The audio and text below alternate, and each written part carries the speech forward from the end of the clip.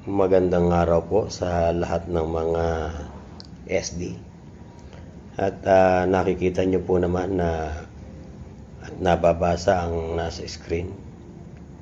Nais ko lang pong ipagpauna sa inyo na wala po tayong layunin na manira o dili kaya ay pagbintangan, magparatang sa kanino mga relihiyon ang walang sapat na katibayan.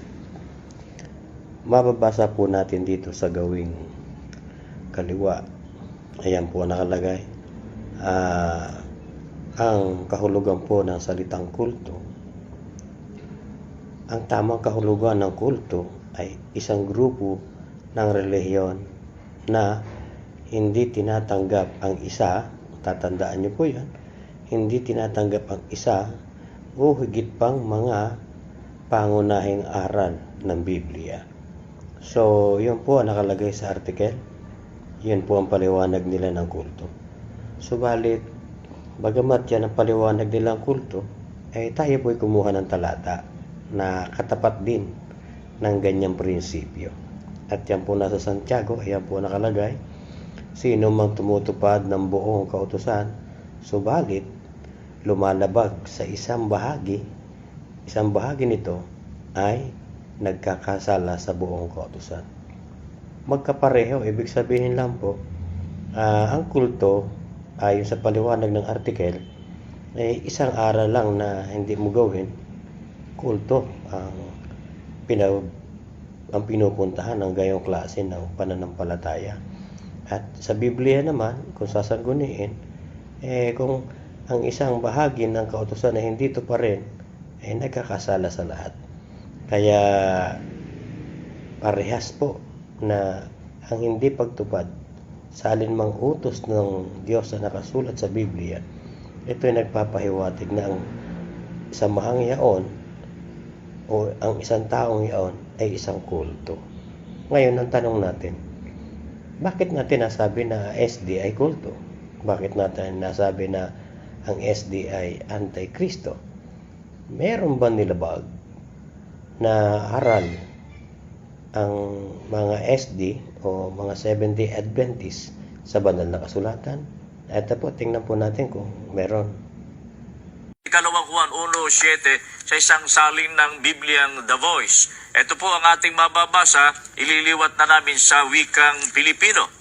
Ang masamang daigdig ay puno ng mga sinungaling at pandaraya na tumanggi sa katotohanan na si Jesus na pinahiran ay naparito sa mundo bilang isang taong may laman at dugo. Ang mga taong ito ay manlilinlang at mga antikristo. Ang sabi po ng Biblia sa atin, kapatid na Michael at mga gilim naming mga taga-subaybay, yung mga taong napunta o narito sa sanglibutan na tumatanggi na ang ating Panginoong Hesukristo ay tao, may laman at may buto, sabi ng Biblia, sila ay mandaraya, mga antikristo, manlilinlang.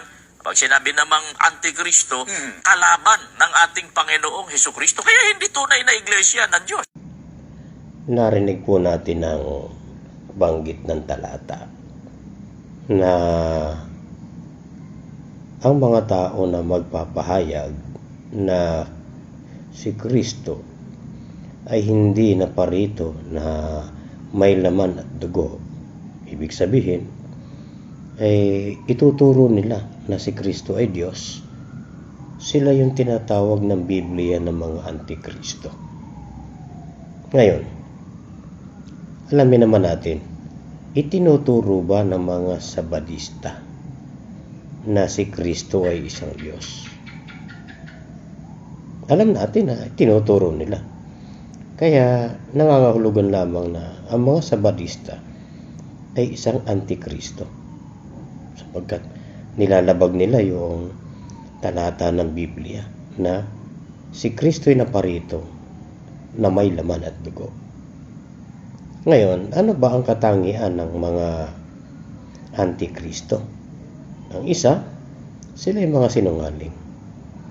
At ang isa uli, sila ay mga manlilinlang. Yan ang uri ng mga tao Ngayon, dahil sa una natin tinalakay, kapag ka ang isang relihiyon ay hindi sumusunod sa isang doktrina ng Biblia, kagaya niyan na itinuturo nila na si Kristo ay isang Diyos, samantalang itinuturo naman ng banal na kasulatan na si Kristo ay isang tao, maliwanag, natitiyak natin na ang SDA o ang Sabadista ay isang kulto. At kagaya rin ng binasa natin talata kanina, natutupad mo man o nagagawa mo man ang buong kautusan, pero nagkakasala ka sa isa, nagkakasala ka sa lahat.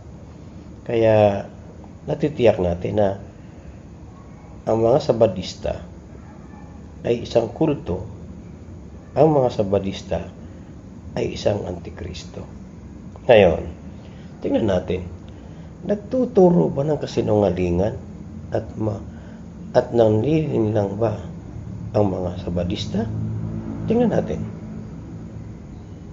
Si Ellen G. White, membro sa Seventh-day Adventist, dili siya pastora, dili siya leader, membro.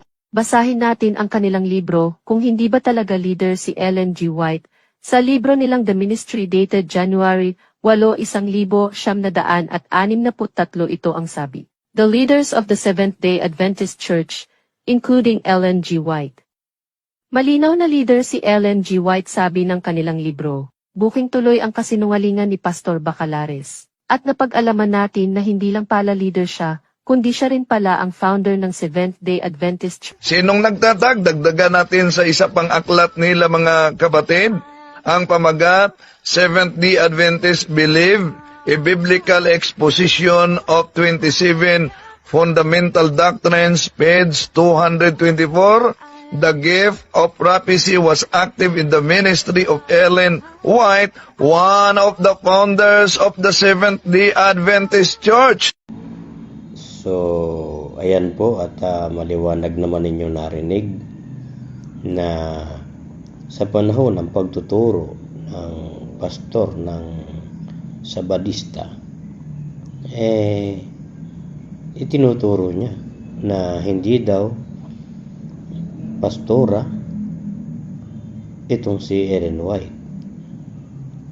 Kaya narinig nyo naman, wala na po ako masyadong dapat na ipaliwanag. Hayag na hayag sa kanila na sila ay may kasinungalingan at sila ay manilinlang. So, paano mga SD? Kung talagang tama kayo, may mag-comment kayo. Ipagtanggol nyo yung inyong karapatan. Kung talagang kayo ay hindi kulto, at kung talagang kayo ay hindi Antikristo. O paano po, mga Sabadista? Salamat po, hihintayin ko po ang comment ninyo.